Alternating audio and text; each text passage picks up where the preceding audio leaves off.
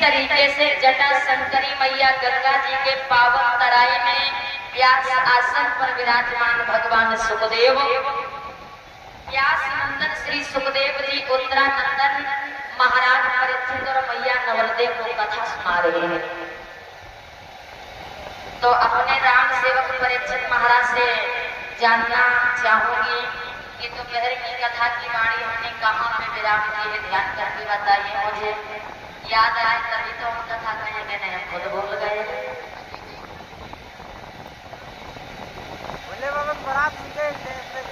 रसगुल्ला खाए थे आप? ताली बजाए। बोले भगवान की। हाँ, कह रहे हैं कि हमने रसगुल्ले खाए थे और भगवान शंकर जी की बारात हो चुकी है। लेकिन दादा, बेशक कथा राम जन्म तक पहुंचाने का प्रयास करूंगी, लेकिन जो बात ज्ञान की है उसे नहीं छोड़ूंगी। कथा आगे की भले छूट जाए, क्योंकि बता दो, जैसे हम अपनी, अब एक बात दादा, हम गलत बोल जाएं या बात को छोड़ दे तो अंदर से कांटे की तरह धड़कता है कि ममता तुम्हें ये बात बताना भूल गई, तो आगे का कथा प्रसंग छूट जाएगा। लेकिन बात विस्तार से बताते चलेंगे, ना चौपाई ना दोहा ना भजन है बीच में, लेकिन संक्षेप में समझते चलेंगे। तो ध्यान रखना, भगवान व्यास नंदन श्री सुखदेव जी कहते हैं, अय उत्तरानंदन महाराज परीक्षित सुनो। इधर जब भगवान भूतनाथ भोले बाबा जी का माता पार्वती जी का विवाह हो गया, विवाह होने के बाद में हिमांचल जी ने मैया पार्वती जी की विदाई की। देवताओं के साथ में भगवान शंकर जी की प्रेम पूर्वक विदाई की है। माता पार्वती भगवान शंकर कैलाश पर्वत पर आए, देवताओं ने खुशियां मनाई, पुनः अपने अपने धाम को चले गए।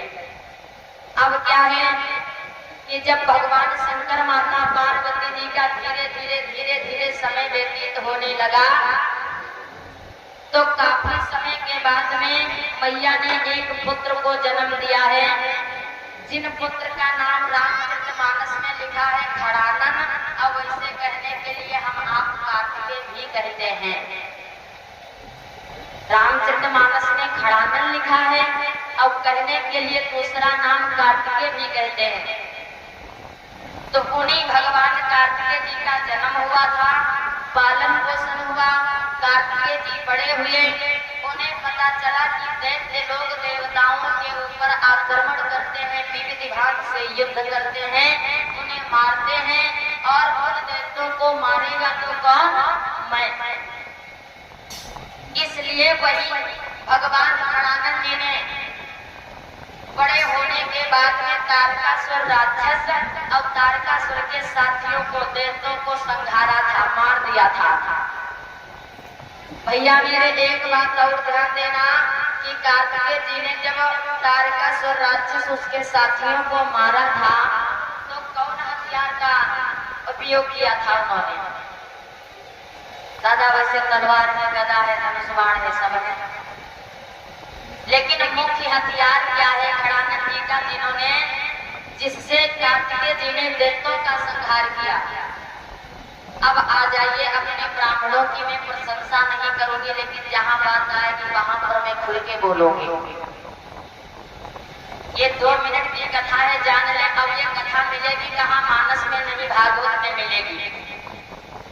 कार्तिकेय जी का हथियार था, ब्राह्मण देवता हुए हैं जिनका नाम है श्रीमान दधीच ऋषि जी, जिनकी कथा भागवत में आती है।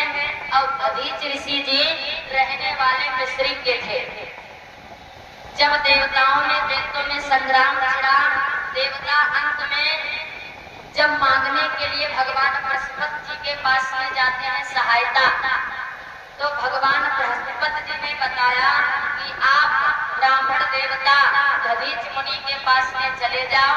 वो ऐसे संत हैं, अपने जीवन में कभी नहीं उन्होंने सुख नहीं चाहा है, सिर्फ देवताओं के हित के लिए सदैव उन्होंने अपना सुख त्याग दिया है। अब हमें आशा नहीं, विश्वास है कि वही दधीच मुनि तुम्हारी कुछ सहायता कर सकते हैं। तब देवता स्वर्ग धाम से चल करके मिश्रिक में आए दधीच मुनि के पास में, उनसे विनती किया कि हे ब्राह्मण देवता, आप तो सब जानते हो, आपसे हम क्या बताएं, इसलिए मैं आया हूँ तो मेरी कुछ सहायता करो। देवताओं के पास में कोई हथियार नहीं है, दैत्यों के पास में विविध भांति से हथियार है, तो हम लोग बार बार मारे जाते हैं और हार करके पीछे हट जाते हैं। धन्य है वो ब्राह्मण देवता श्रीमान बाबा दधीच मुनि जी, देवताओं के हित के लिए क्या किया दादा, सत्य दादा, देवताओं के हित के लिए क्या किया, वही जमीन में गड्ढा खुदवाया और गड्ढे के अंदर लेट गए। कहते हैं जो क्षमता ब्राह्मण में है वो क्षमता किसी में नहीं है। जमीन में लेट गए, ऊपर से नमक डलवा लिया। नमक जब पड़ा, अपने जीवन को व्यर्थ में नहीं उन्होंने जाने दिया। ऐसे धन्य है वो ब्राह्मण, व्यर्थ में नहीं जाने दिया। जब मंस खाल गलने लगी दधीच जी की, तो अपने मंस को गौओं से चटवा दिया। इसीलिए कहते हैं कि गौ के अंदर 300 कोट देवता है। मंस को चटवा दिया।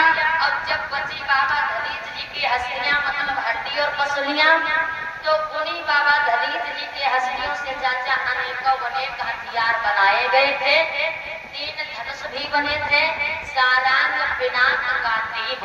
गांडीव है अर्जुन के पास, सारांग है भीम के पास, और पिनाक दधीच जी जब धनुष देवता लोग बना रहे थे तो उसमें थोड़ी हड्डी कम पड़ गई, और जब हड्डी कम पड़ी तो दधीच जी के नाक की हड्डी मिला दिया, इसलिए उस धनुष का नाम पिनाक पड़ गया था।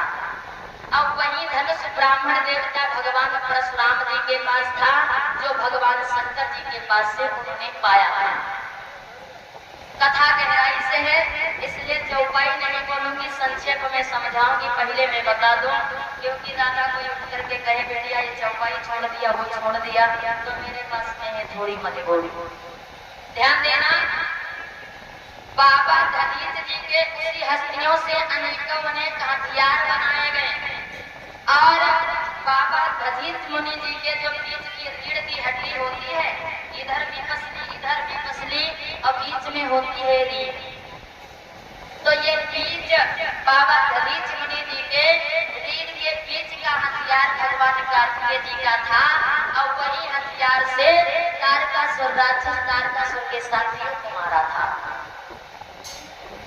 अब दादा थोड़ी बात और समझ लें। देवताओं का दैत्यों से छुटकारा कराने के बाद में वही भगवान गणेश जी का भी प्राकट्य होता है, जिनकी पत्नी रिद्धि सिद्धि, जो भगवान देवराज इंद्र की कन्या है, और इन्हीं के पुत्र शुभ लाभ है। जब हमारा आपका मकान बनता है, बीच में कलश रखते हैं, एक तरफ शुभ दूसरी तरफ लाभ लिखते हैं, तो ये भगवान गणेश जी के पुत्र हैं। अब मुख्य बात यही कहना है कि बड़े प्रेम पूर्वक भगवान शंकर अपने पूरे परिवार के साथ में कैलाश पर्वत पर अपना सुखमयी समय व्यतीत करने लगे हैं। अब कथा में आनंद आएगा, लेकिन यहाँ पर दादा लपेट बहुत है, कुछ समझते चलना। देखिए, जब भगवान शंकर जी बड़े प्रेम पूर्वक अपना सुखमयी समय व्यतीत कर रहे हैं, एक दिन एकांत में मन प्रसन्न भगवान भूतनाथ भोले बाबा बैठे हैं। माता पार्वती जी ने देखा कि भगवान मन मगन बैठे हैं, चलो हम भी इनके पास में जाते हैं।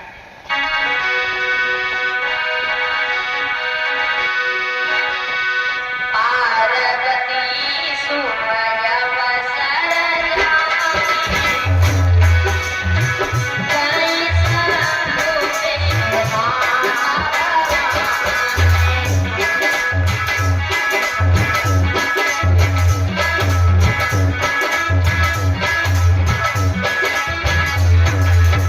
ध्यान देना, परीक्षित महाराज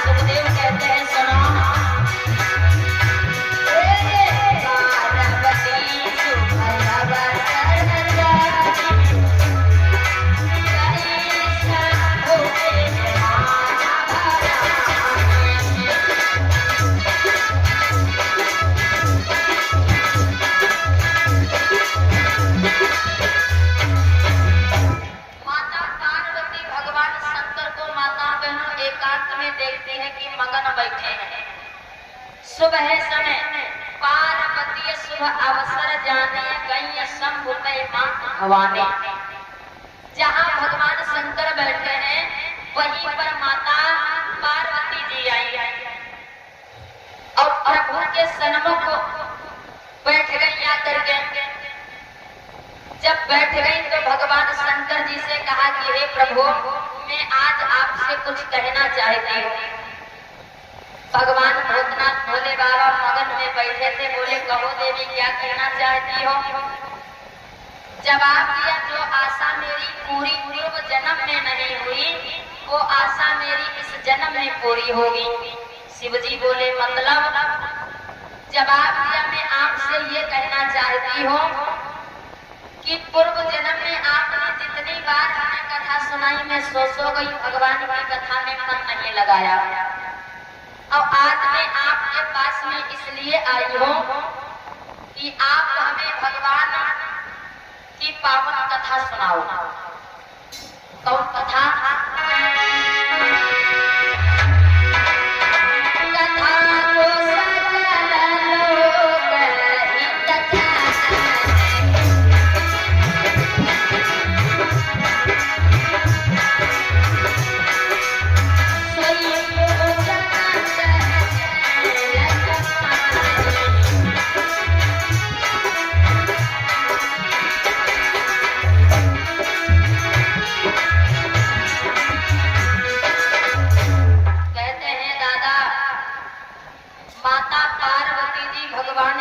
सन्मुख पहुंची है शिव जी के, तो उन्होंने कहा कि कथा जो सकल लोकहितकारी और सोई पूछन चाहे शैल कुमारी। भगवान, मैं आपसे भगवान की कथा वो जानना चाहती हूँ जो सकल चराचर में सभी को प्रिय है, भगवान राम की कथा। कैसे पूछा? एक राम दशरथ के बेटा और एक राम घट घट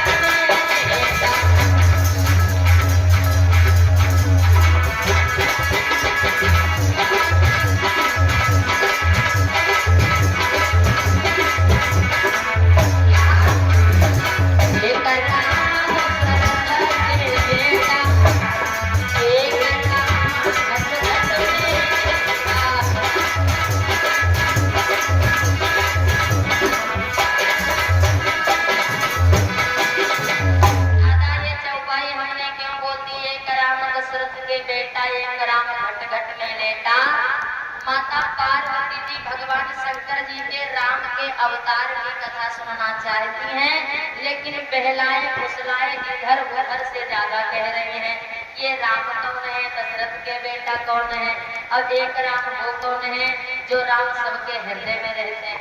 किस किसके हृदय में है भगवान? हाथ सीधे करो करो भैया। हृदय में परमात्मा की आस्था है, मूर्ति नहीं है। आस्था तो है, हाथ सीधे करो करो। बगल फटी हो तो ना दादा उठाए बेटे, कुछ बोलना नहीं चाहते मजबूरी बुलवा देती है। बोले सीताराम भगवान की। दादा भैया मनमा काटते मरी जाओ, 4 दिन महीने 3 दिन और मरेंगे बाबू। कोई बात नहीं दादा, यदि ना कोई बात गलत भी लग जाए तो उसके लिए क्षमा चाहूंगी। ध्यान दें, माता पार्वती जी कथा सुनना चाहती हैं, लेकिन इधर उधर से बात को पहुंच रही हैं। अब स्पष्ट रूप से कहा कि जिस तरीके से गंगा में स्नान करने से मनुष्य के पाप धुल जाते हैं, उसी तरीके से राम नाम की गंगा में स्नान करने से जीवन संभल जाता है। तो हमें भगवान राम के अवतार की पावन कथा सुनाओ। हृदय भाव हमारा प्रभु राम के अवतार की कथा सुनेगा। भगवान शंकर माता पार्वती के वचन सुनने के बाद में बहुत प्रसन्न हुए। अब बोले धन्य है देवी, तुमने तो आज ऐसा राग छेड़ा है कि मैं स्वर और ताल कहीं पर नहीं पा रहा। जो तुमने प्रसन्न किया है, मैं बहुत इस भाव से प्रसन्न हूँ कि आप भगवान की कथा सुनोगी।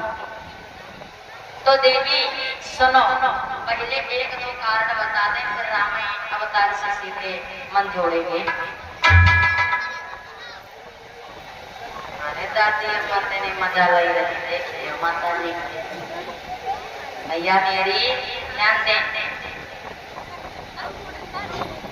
भगवान शंकर जी कहने लगे, है देवी पार्वती सुनो, आप जानना चाहती हो हमारे भगवान का इस मृत्युलोक में अवतार कब कब हुआ है, किन कारणों बस हुआ है। दादा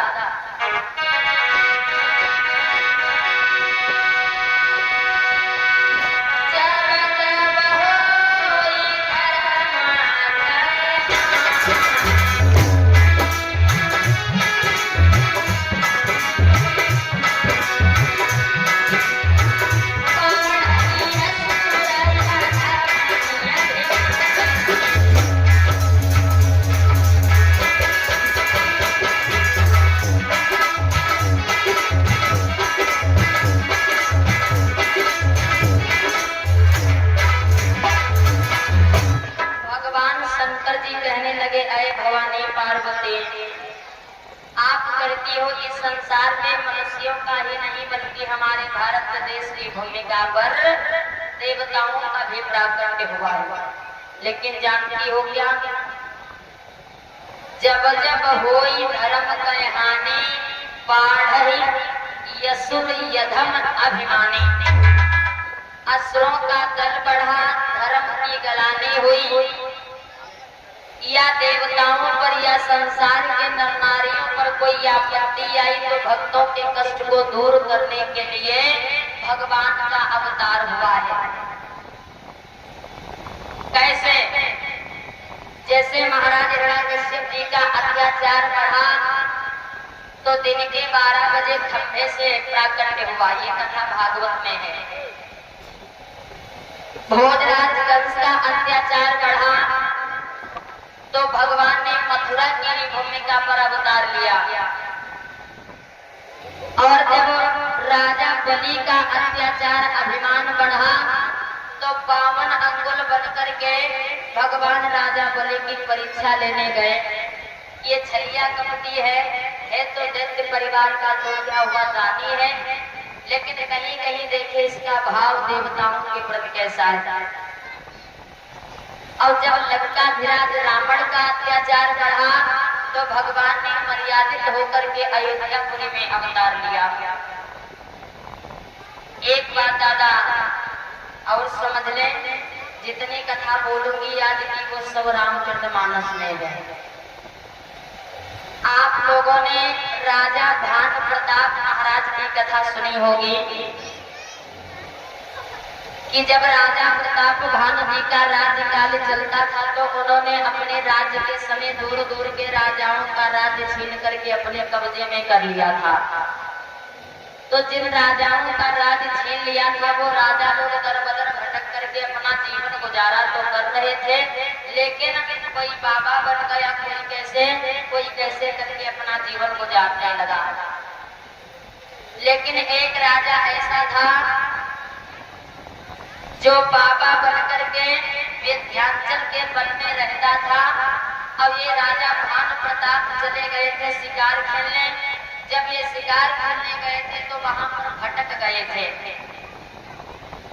और जो कालकेतु नाम का राजा था वो बाबा के भेष में राजा भानु प्रताप जी का दुश्मन वही बगीचे में संत के भेष में रहता था। भानु प्रताप नहीं उसे पहचान सके, लेकिन उसने पहचान लिया।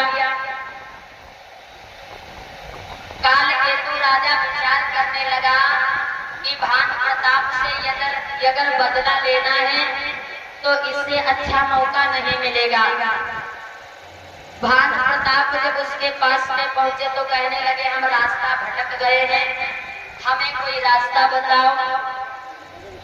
तो कालकेतु कहने लगा, मैं इतना बलशाली विद्वान संत हूँ, आज रात्रि हमारे आश्रम में आप रहिए और मैं अपनी माया से आपको आपके महलों तक पहुंचा दूंगा।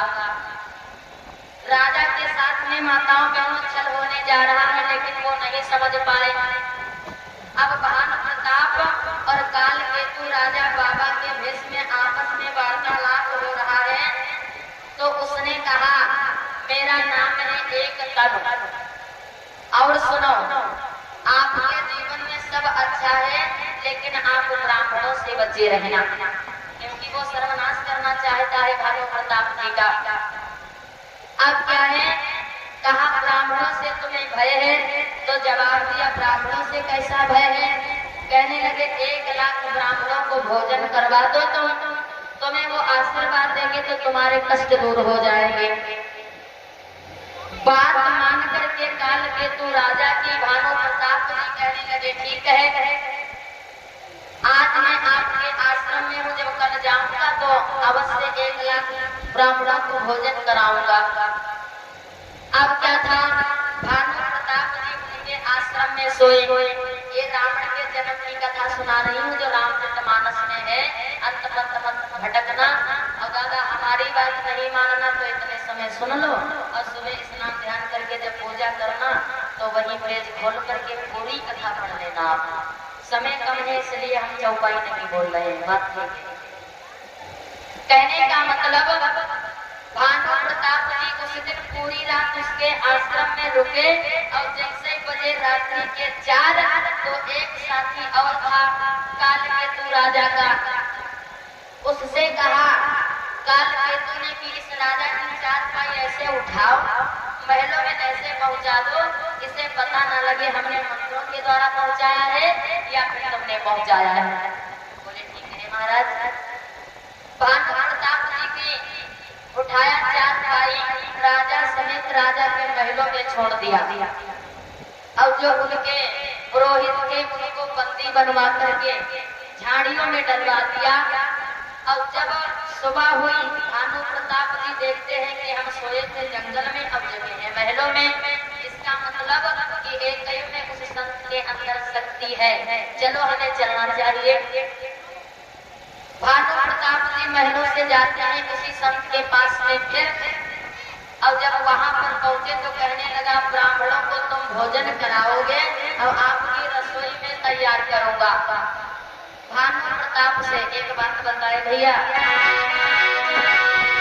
रमेश, यार यार नाम ले, हाँ यार नाम ले, और दादा दुश्मन में गई सवेरे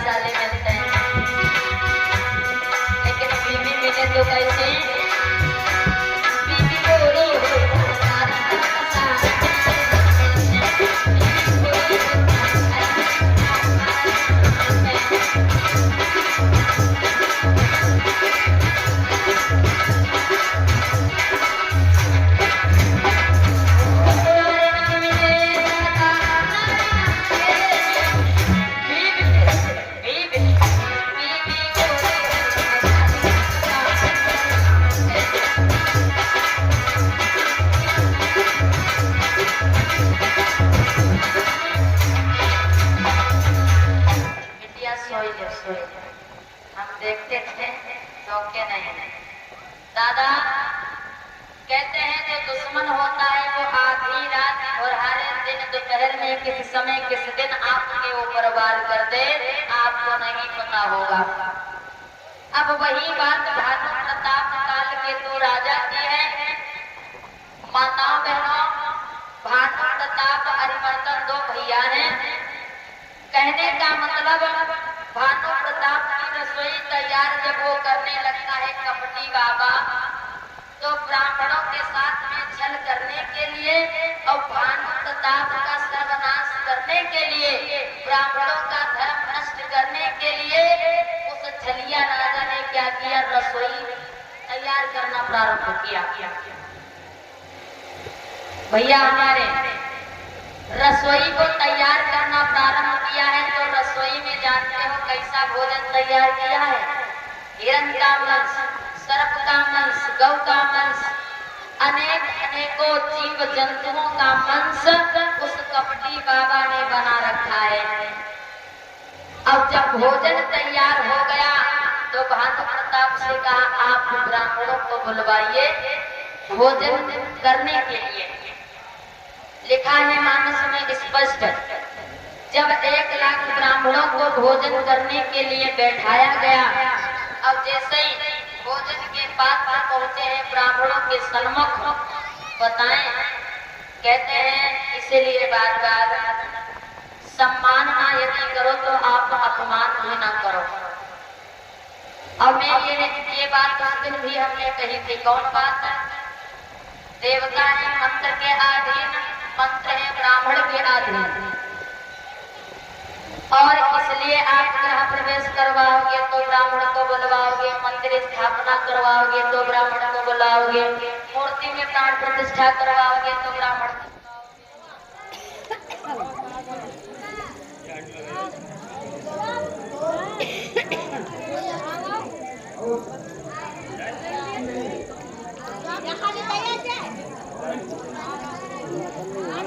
कोई शुभ काम करोगे तो विप्र को आप जरूर बुलाओगे। तो सृष्टि देवता, ब्रह्म देवता, ये इनमें कोई अंतर नहीं है, दोनों बराबर हैं।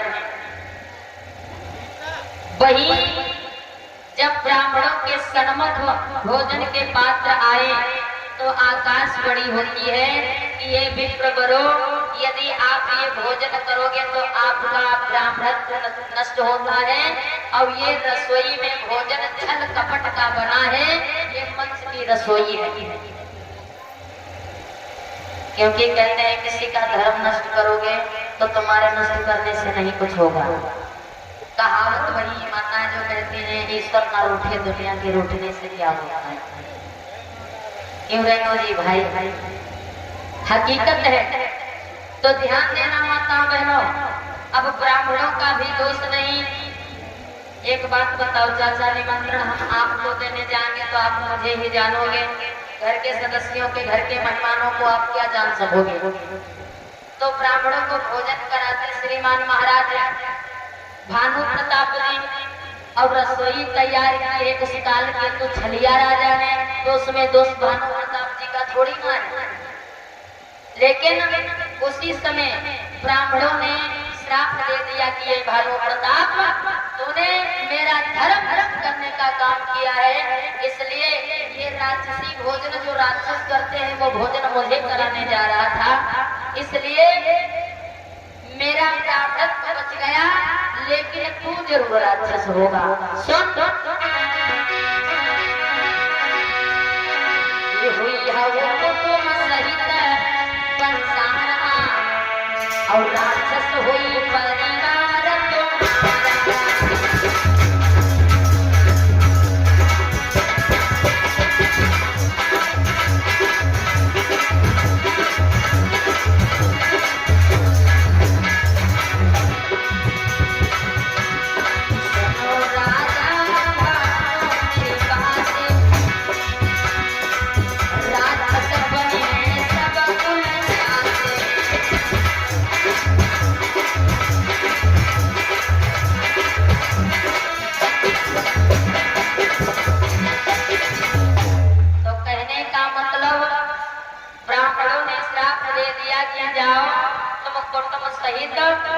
राक्षस बनोगे। ये वही महाराज भानु प्रताप है माताओं बहनों, पीछे वाली वहां हमारी सब लोग ध्यान देना।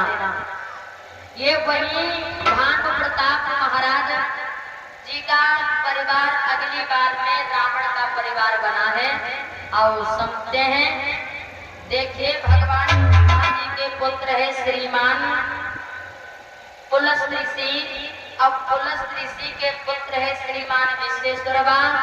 विश्वेश्वरवा महाराज की पत्नी जिनका नाम है केसकेसी, और उन्हीं महाराज विश्वेश्वरवा की पत्नी के गर्भ से ये रावण और कुंभकर्ण जितना परिवार है ये भानु प्रताप महाराज जी का है। क्योंकि जो थे भानु प्रताप वो बने हैं रावण, और जो थे हरिवर्धन वो बने हैं कुंभकर्ण। एक प्रमाण चाचा दें कि कितने बताओ दें, प्रमाण देते रहे। चलो, इसीलिए कहते हैं ब्राह्मण का हो सके तो सम्मान करो, अपमान दुनिया करती है लेकिन आप समझदार हैं, हम समझदार हैं, सब समझदार हैं।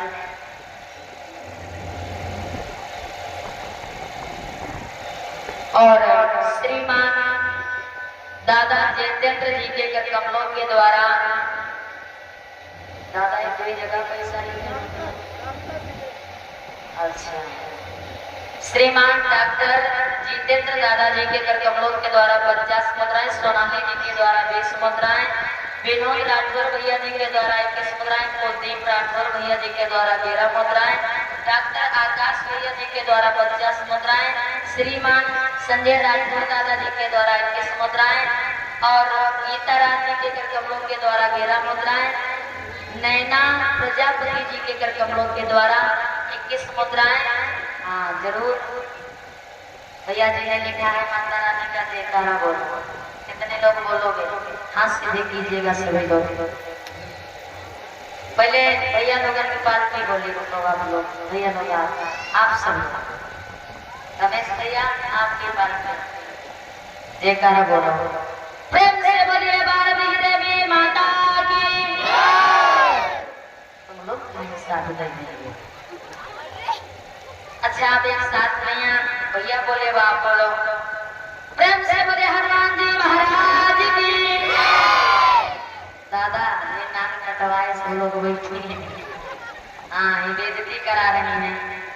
अच्छा, एक बार सब मिलकर के साथ में बोलो। प्रेम से बोले श्री वाल्मीकि देवी माता की। मानते हैं भैया तो ज्यादा प्रेम करते हो, ये लोग बहुत कंजूसी करती जो मानो में बैठे। आओ कथा पर ध्यान देते। ये वही महाराज भानु प्रताप जी की वंशावली अगले जन्म में रावण की वंशावली हुई है। ये फुल प्रमाण तुमको रामचरितमानस में मिलेगा, कथा ही पढ़ लेना। आओ, भगवान राम के अनेकों अनेक कारण बताए गए हैं।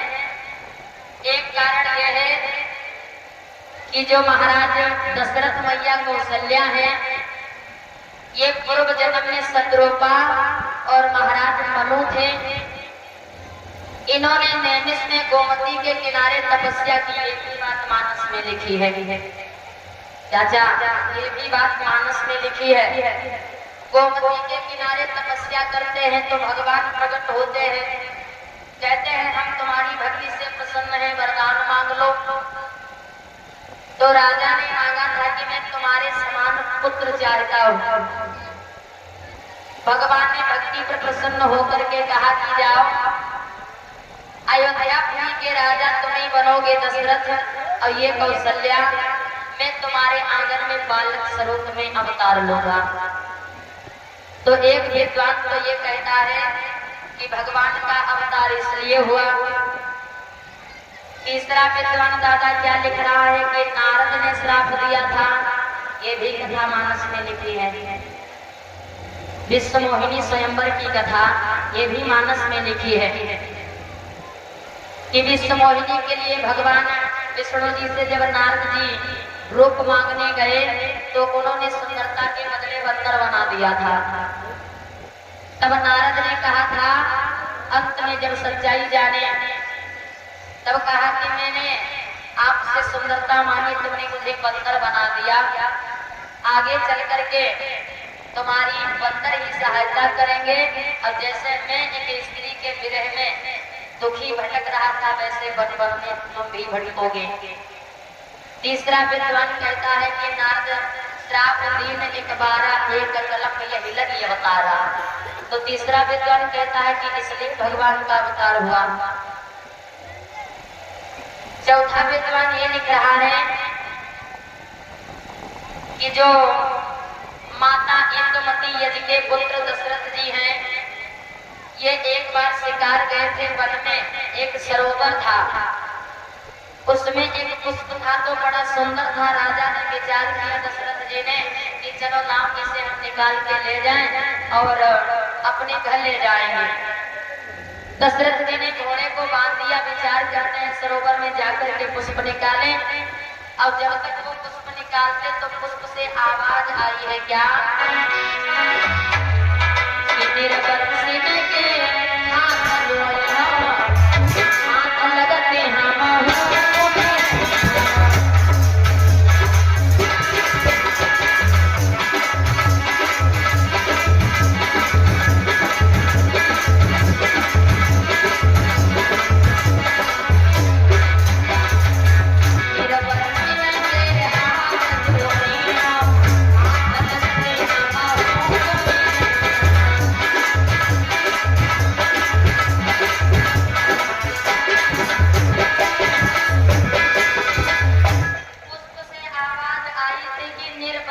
के हाथ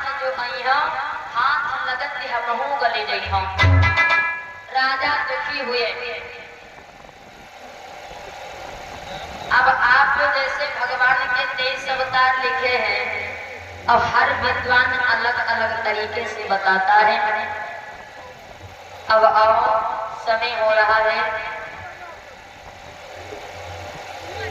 कथा भी बहुत बाकी है, तो कहने का मतलब यह है एक विद्वान, वो विद्वान कौन है? एक पांडे विद्वान जी हैं। वाह भैया, लगन होती है। बोले वृंदावन बिहारी लाल की, देवी मैया की। अच्छा, एक लाइन कीर्तन बोल रहे हो, आनंद आए तब राम जी के जन्म की कथा सुनाऊंगा।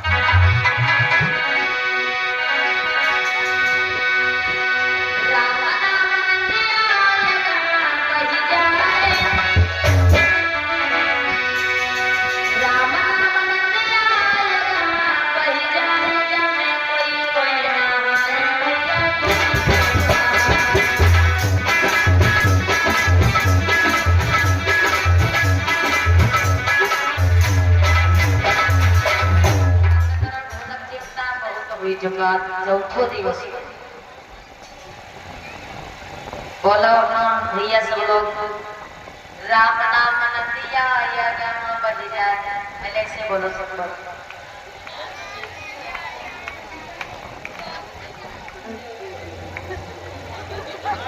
बड़ा परीक्षित हंस रहे हैं, परीक्षिताएं काम दादा भैया बोलो, राम नाम नदिया जाए जमे कोई कोई ना आए, भैया कोई ना आए।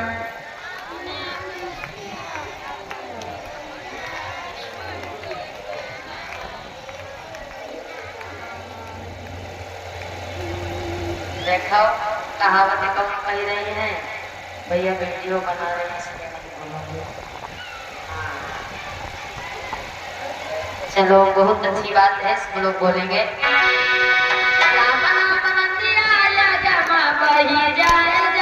कोई ना है भैया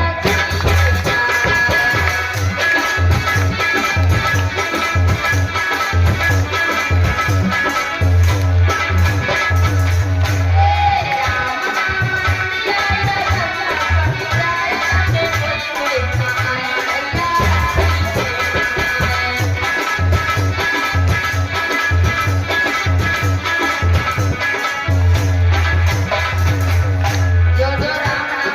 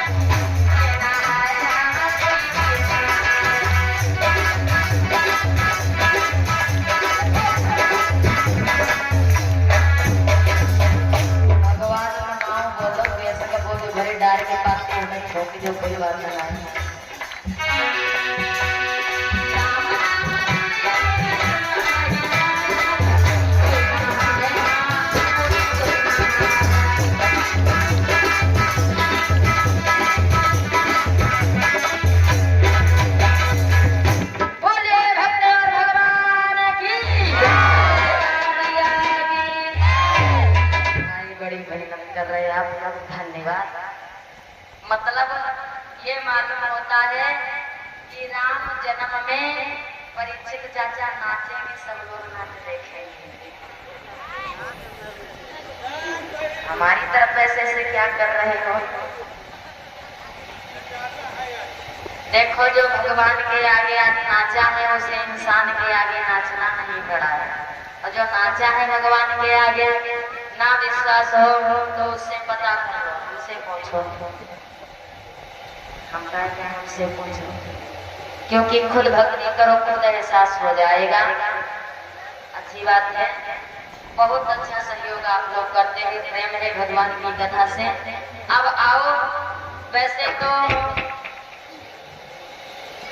भगवान के जन्म के कारण अनेक बताए गए हैं, लेकिन आओ समझाते हैं कि एक बार की बात है, भगवान पूज्यपाद गोस्वामी तुलसीदास जी लिखते हैं, सुनो श्रोताओं, सुखदेव मुनि कहते हैं, परीक्षित, एक बार चक्रवर्ती सम्राट महाराज दशरथ जी दरबार में बैठे हैं, तो उनके मन में विचार आया। क्या विचार आया है? एक बार भूपति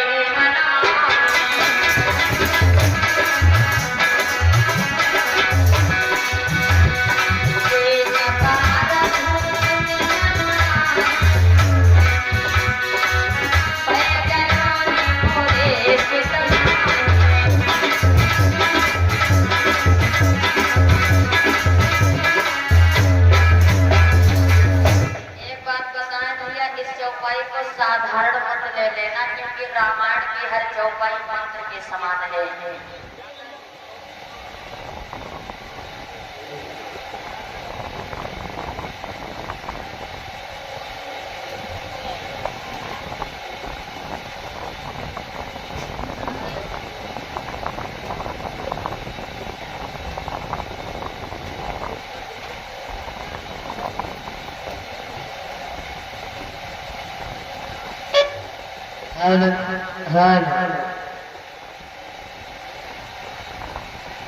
माताओं, इस चौपाई को हल्के में मत लेना। पहले आप बताते हैं, बाद में समझाते हैं पूरी बात।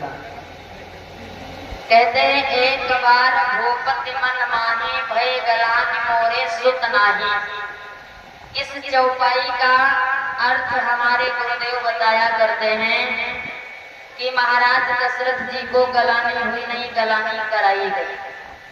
पूछो वो कैसे?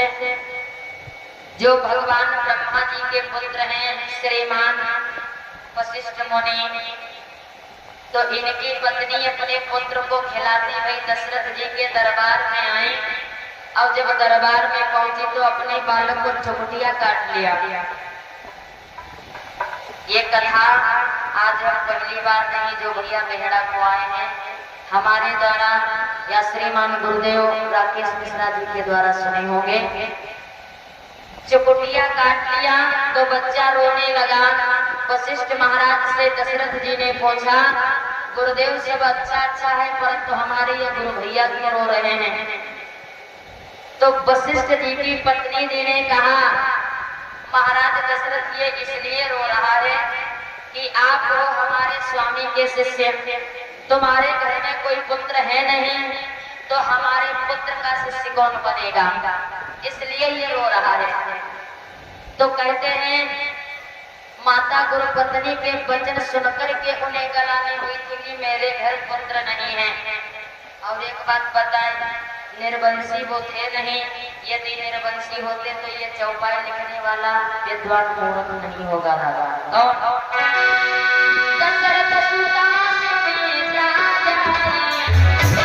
और शांता नाम श्रृंगी ऋषि को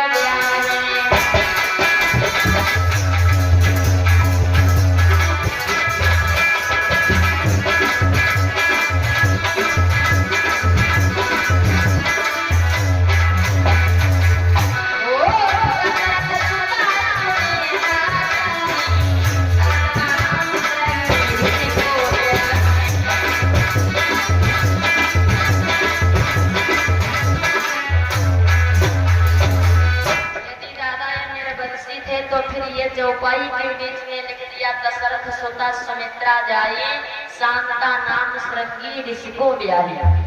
जो उस ऋषि के पुत्र श्रृंगी ऋषि को विवाही है वो। अब बात यह है, देखिए बिटिया तो पराई सदैवों की होती है। बात मुख्य है कि दशरथ जी का घर में कोई पुत्र नहीं है और निर्वंशी बिल्कुल नहीं है,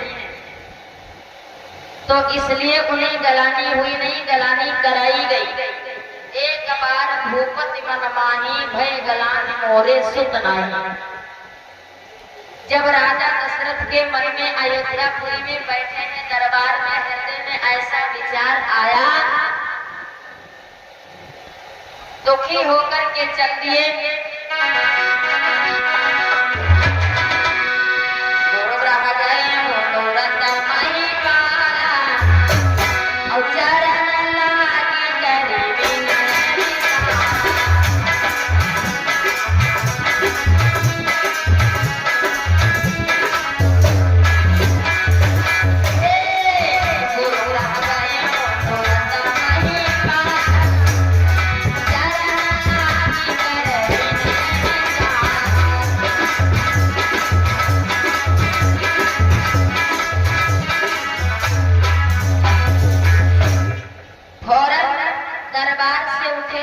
दशरथ जी अब चल दिए कहा, जहां पर गुरुदेव कुल गुरु श्रीमान ब्राह्मण देवता वशिष्ठ मुनि जी थे।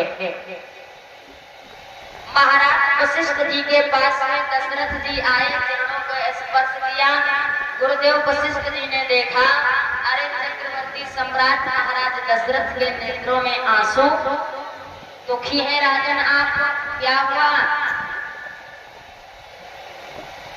और तुम जैसे न्यायाधीश राजा के चेहरे पर निराशा। राजन बात क्या है? गुरु की बात सुनकर के महाराज दशरथ जी कहने लगे, गुरुदेव आज मैं आपके पास में एक आशा लेके आया हूँ। वो आशा क्या है? सुनो।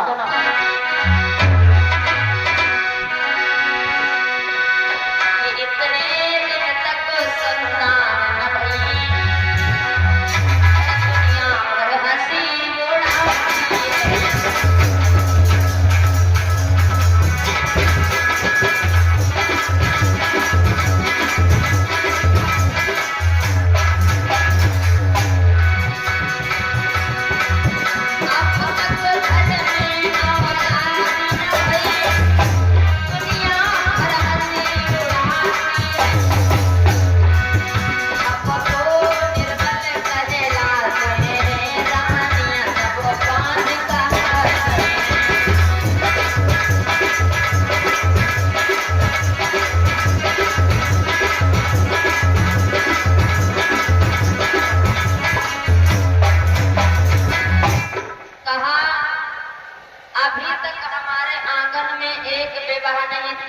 विवाह कर चुका हूँ। बेटे पराए घर का धन है और हमारे कुल का नाम चलाने के लिए मेरे आंगन में बेटे नहीं जन्मे हैं। रोकर के महाराज दशरथ जी कहते हैं, गुरुदेव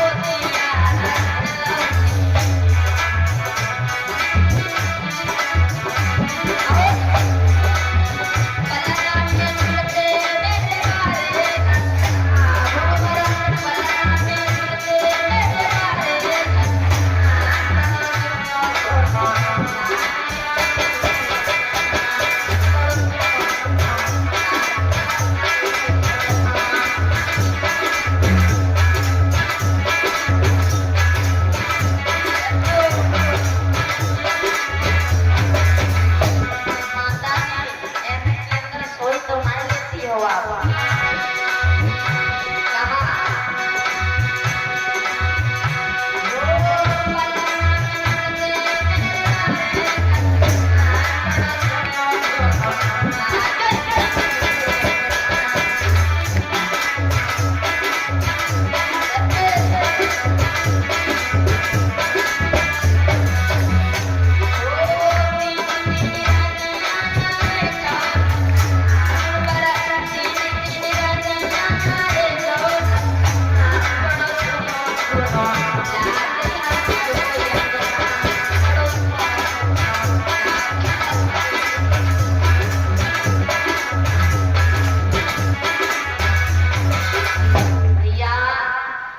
श्रीमान गुरुदेव वशिष्ठ जी से दशरथ महाराज जी कहने लगे, तीन रानी हैं, अभी तक कुल का नाम बढ़ाने के लिए मेरे आंगन में किसी बालक का जन्म नहीं हुआ है। और जैसे जब गुरु जी से रोक करके कहा है,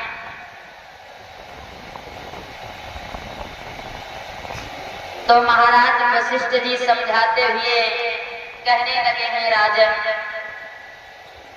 आप लोगों ना मेरी बात ध्यान से सुनो।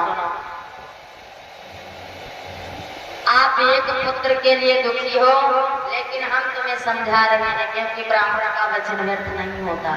हम नहीं कहते हैं, मानस कहती है, कहते हैं अपने शिष्य को रोता देख करके गुरुदेव वशिष्ठ जी कहने लगे हैं, राजन तुम एक पुत्र के लिए दुखी हो, शायद तुम्हें पता नहीं है, क्या जानते हो?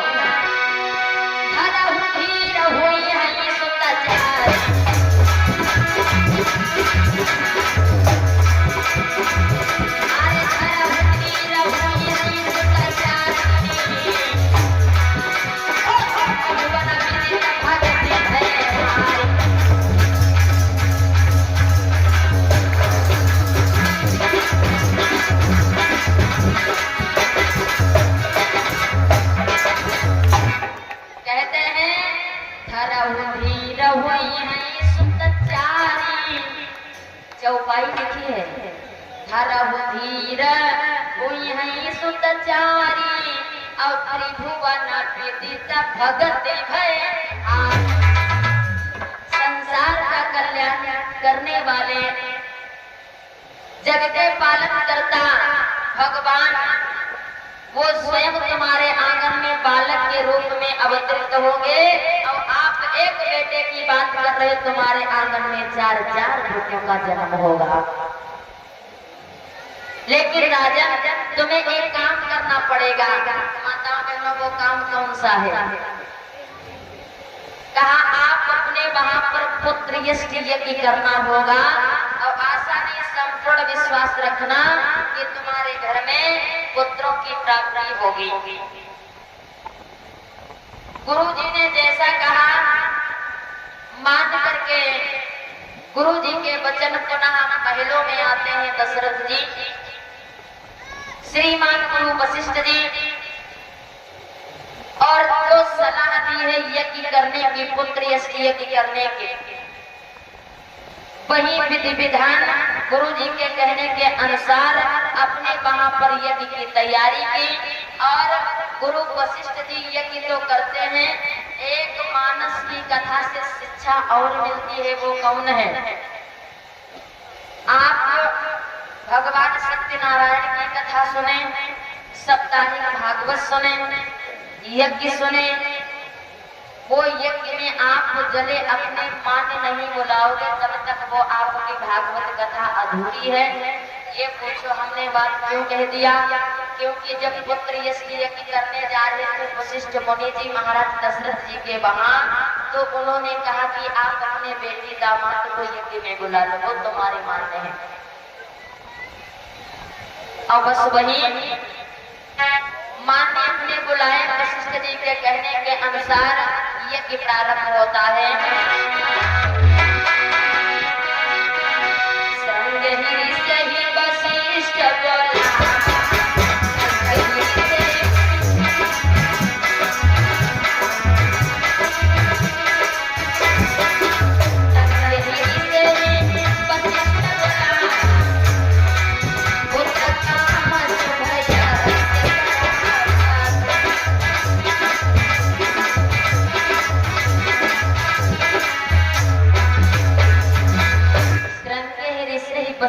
बोलावा, पुत्र काम शुभ यज्ञ करावा।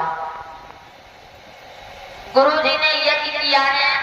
अब इस कथा से एक शिक्षा और मिलती है, क्योंकि हमें संपूर्ण विश्वास है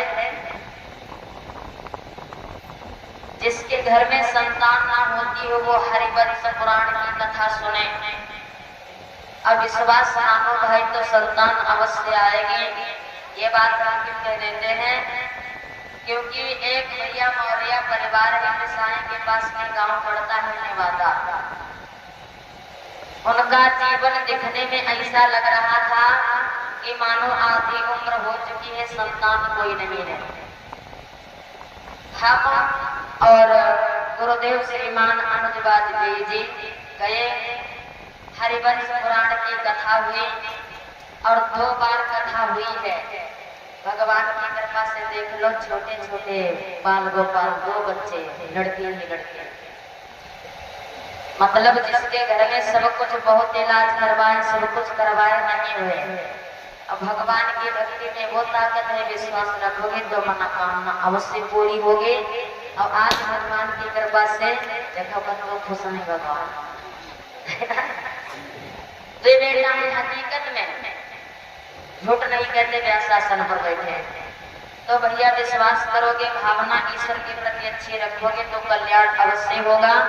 हम अपनी कथा पर ध्यान दें। बोले लक्ष्मीपति विष्णु भगवान की। वही महाराज वशिष्ठ जी ने यज्ञ किया। लास्ट में अग्निचर भगवान प्रसन्न होकर के हमें प्रसाद लेकर के प्रकट होते हैं और अग्निचर भगवान वही हमें प्रसाद महाराज वशिष्ठ जी को दे दिया। अब वशिष्ठ जी ने प्रसाद लेकर के महाराज दशरथ जी को दे दिया। यज्ञ संपूर्ण हुआ। अब लेकिन अभी नहीं, जब भगवान का प्राकट्य हो जाएगा तब यज्ञ संपूर्ण होगा। माताओं बहनों, वही हमें प्रसाद महाराज दशरथ जी से कहा, वशिष्ठ जी ने जाओ ये आप अपनी रानियों को प्रसाद के रूप में वितरित कर दो। समय का आने का आप ऐसे एहसास रखते रहो, धीरे धीरे तुम्हारे घर में पुत्र की प्राप्ति होगी। लेकर के हम प्रसाद भोग महलों में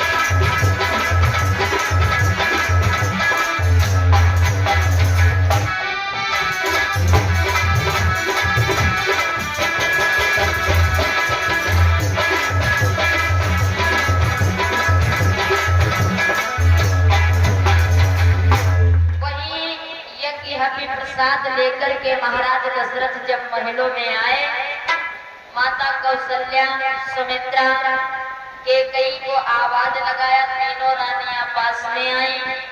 अब माता बहनों जो हमें प्रसाद था वो दे दिया है तीनों रानियों को।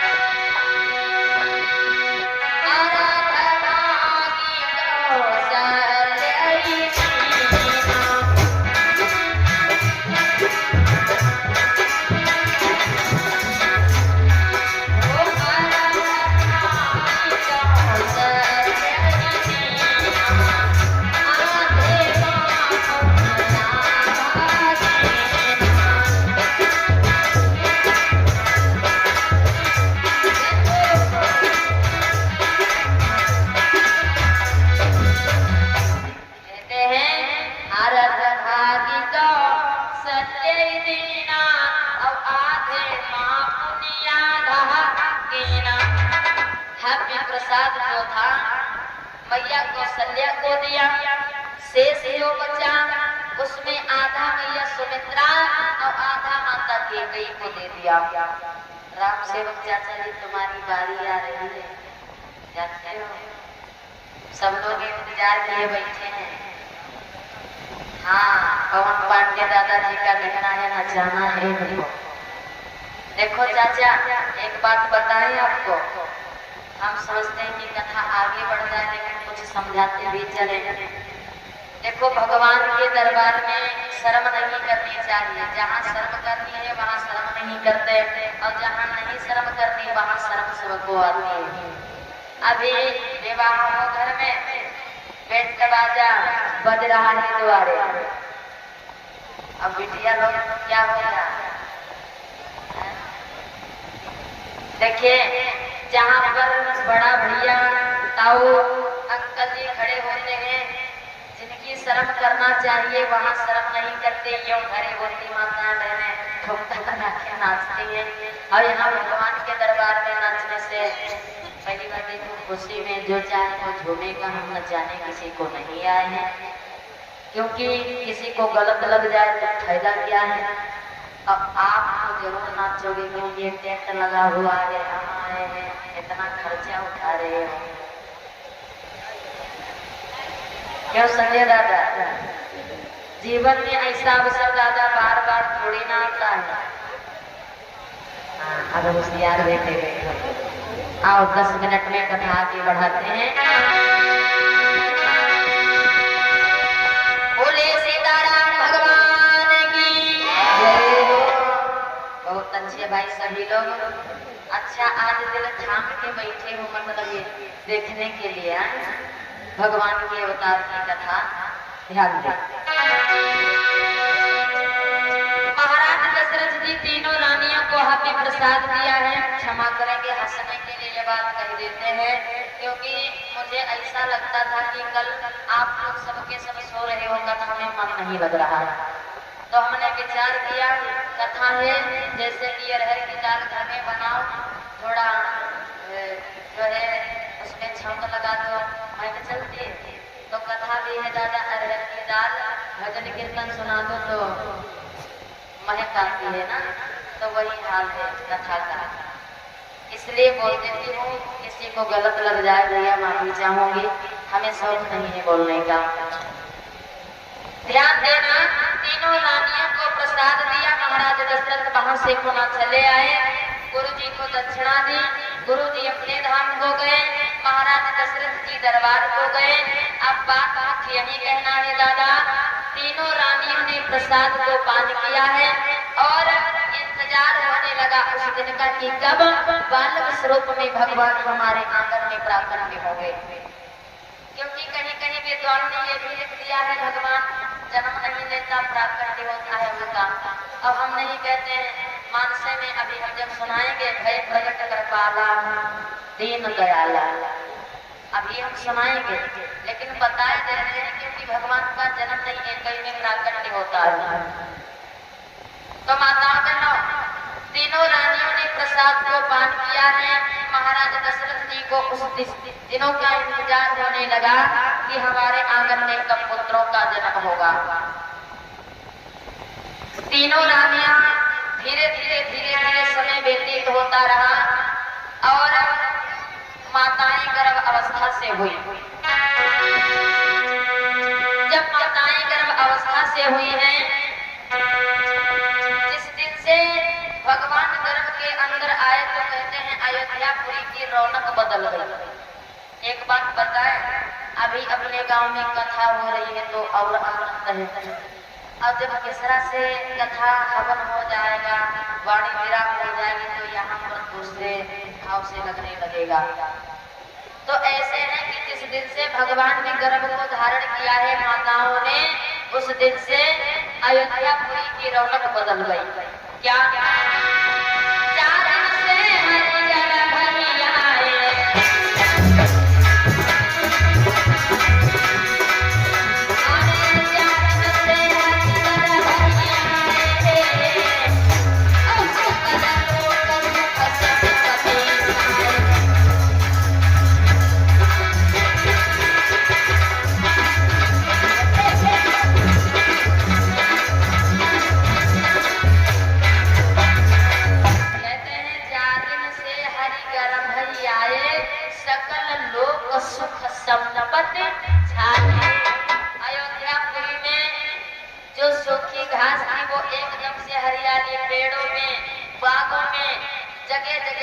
पशु पक्षियों में भी हरियाली, नदियों में, तालाबों में, और ब्रह्मांड की बात क्या कहें कि कितना आनंद एक उतने समय छाया हुआ है।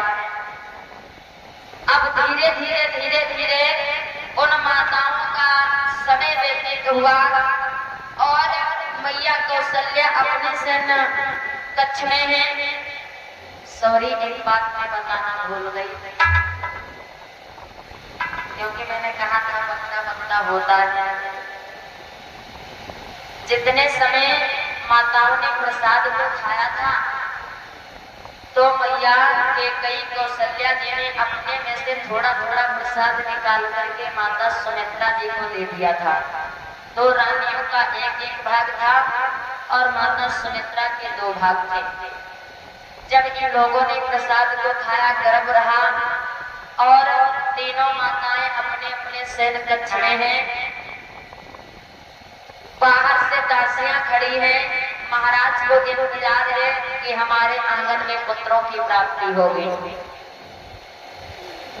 इधर भगवान राम का प्राकट्य कब बताया गया है? दिन मंगलवार और दिन के 12 बजे। कब?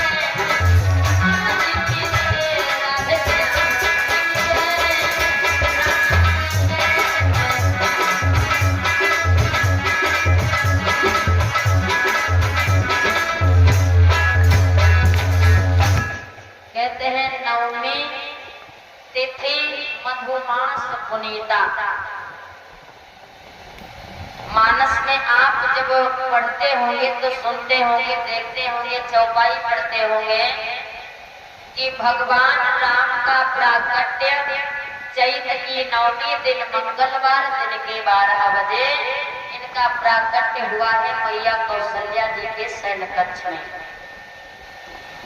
बोले माता पिता की जय हो। अभी तक आप लोगों का कथा में मन लगा या ना लगा, हमने अपना फर्ज निभाया, हृदय भाव से समझाया। लेकिन अब निवेदन है, जो माताएं सो रही हो वो जग जाएं, जो भैया भगवान की प्रकट का भाव है तो तालियां बजा करके तन मन से आप लोग बोलेंगे। अब परीक्षित चाचा, आप हम ये नहीं कह रहे कि नाचना, लेकिन ताली बजा करके भाव से थोड़ा झूम जाएंगे, घुटने में खुशी हो गई। मैं तो माता जी की और परीक्षित जी की, हाँ संजय भैया भी, जोगी दादा इधर बैठे हैं, हमारा ब्राह्मण परिवार सब लोग। देखो खुशी मनाना है, यहाँ हम ये नहीं कहते कि नृत्य करते रहो, खुशी मनाना है। अब आप लोगों से कहते हैं कि तालियां बजा करके बोलो, हम भी तालियां बजाते हैं, लेकिन क्या करें, किस्मत ही नहीं है, एक हाथ बाजा चलता है। तो आप लोगों से निवेदन है, सब लोग अपने अपने हाथ निकालो बाहर और बोलो।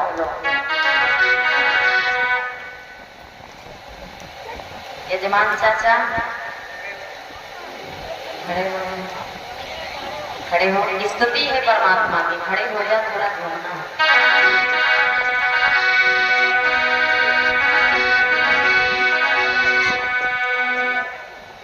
माता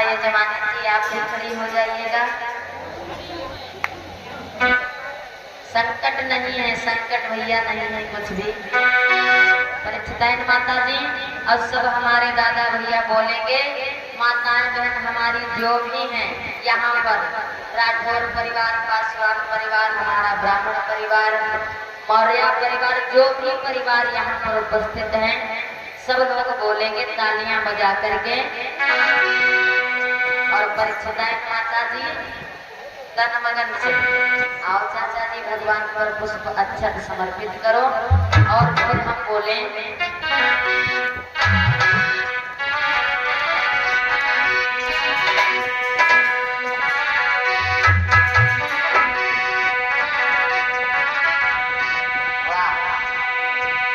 क्या आनंद है गांव के सरा में, आज उठा दो हाँ सीधे सीधे सब लोग।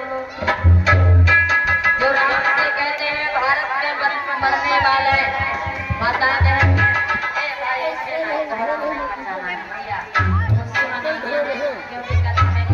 जाएगा। देखो पुष्प अर्चन चढ़ाते जाना, अपनी अपनी जगह पर बैठते जाना। अब हमारे भगवान को कोई लोग मतलब कर देना शालिग्राम को। बोले शालिग्राम भगवान की। भैया पांडे जी क्या बात है। लेकिन भाई माताएं तो हमें ना छोड़ो भैया, जाओ।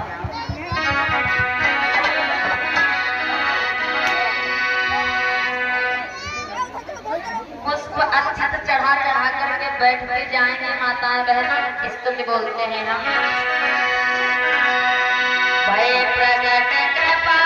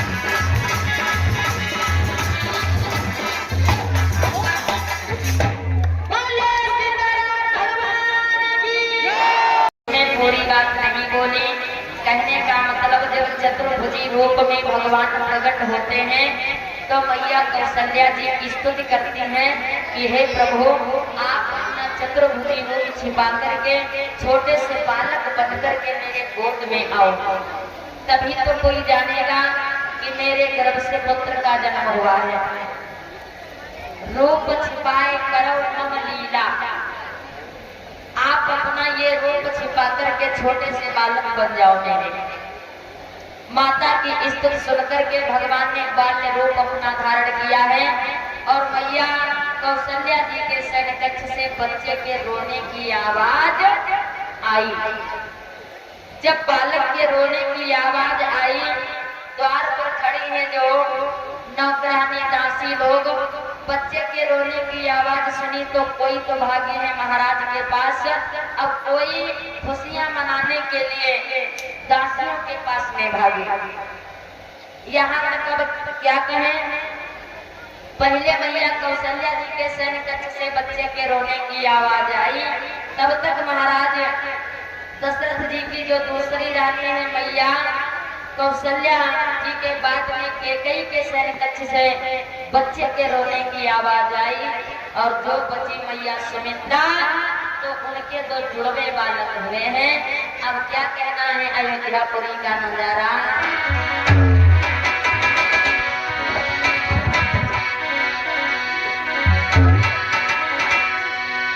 जन्मे हैं चार चार ललनवा, दशरथ के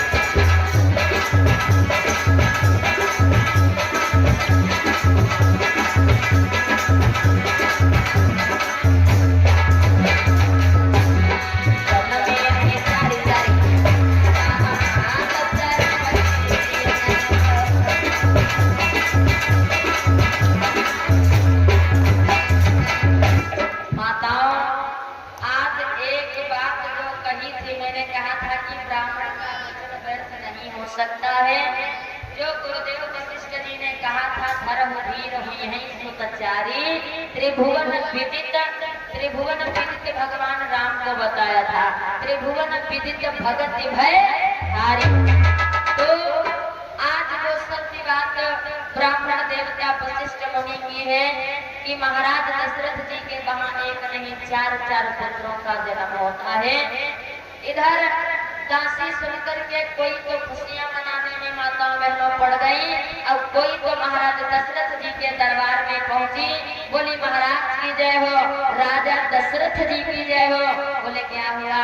जवाब दिया महाराज तुम्हारे आंगन में पुत्रों का जन्म हुआ है।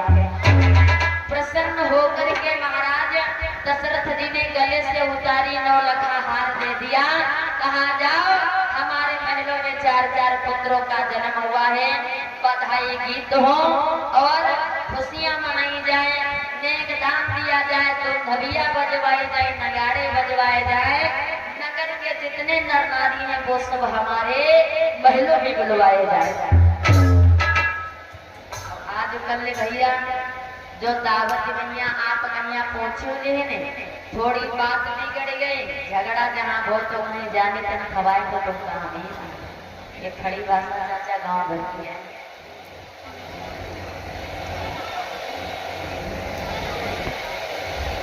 श्रीमान दादा हमारे संजय राठौर जी, उनके कर कमलों के द्वारा 50 मुद्राएं, शिवम त्रिवेदी दादा उर्फ लालू, उनके कर कमलों के द्वारा 51 मुद्राएं और शिव रतन उनके कर कमलों के द्वारा 21 मुद्राएं, पारू जी के कर कमलों के द्वारा 20 मुद्राएं, रितिका जी के कर कमलों के द्वारा 10 मुद्राएं, चंदन राठौर जी के कर कमलों के द्वारा 20 मुद्राएं, रामनाथ दादा जी के कर कमलों के द्वारा 21 मुद्राएं।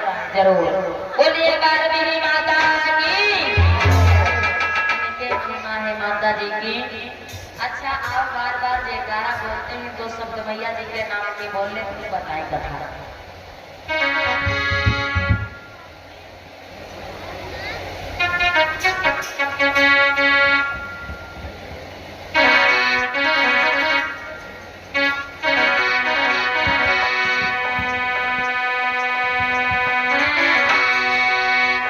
सब लोग बोलेंगे तालियां बजा करके, समझ जाओ माता रानी का नाम बोलना है, क्योंकि ऐसे नहीं जयकारा तो बार बोलते हैं, लेकिन अब 2 बार नाम पहले माता जी का बोलो।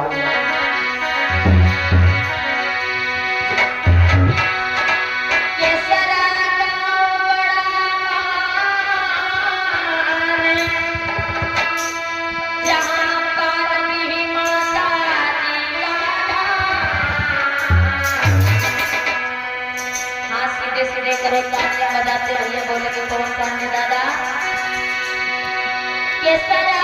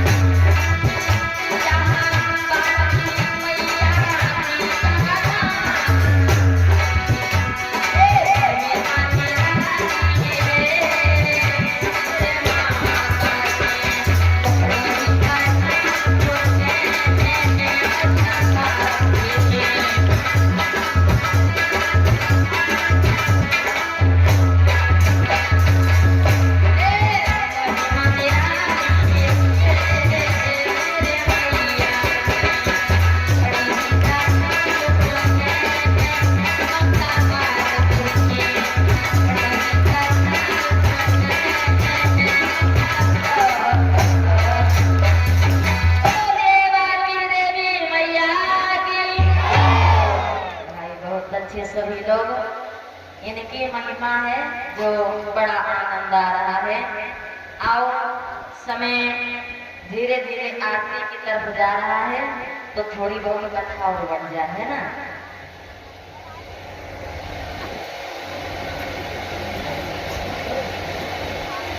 कल की तरह टाइम 3 मिनट रह जाए आरती के लिए, तो ऐसा ना हो।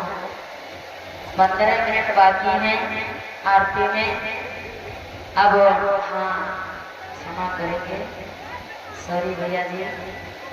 और ये हमारे भैया देशराज, उनके कर कमलों के द्वारा 21 मुद्राएं, मनिंदर भैया जी के द्वारा 21 मुद्राएं, संदीप भैया जी के द्वारा 21 मुद्राएं, जितेंद्र भैया जी के द्वारा 21 मुद्राएं, मोनू भैया जी के द्वारा 21 मुद्राएं, रोहित भैया जी के द्वारा ये 21 मुद्राएं, अनूप भैया जी के द्वारा 11 मुद्राएं, दुजई जी के कर कमलों के द्वारा 21 मुद्राएं, जो हमारे सभी लोग ग्राम रेखा से आए हुए हैं।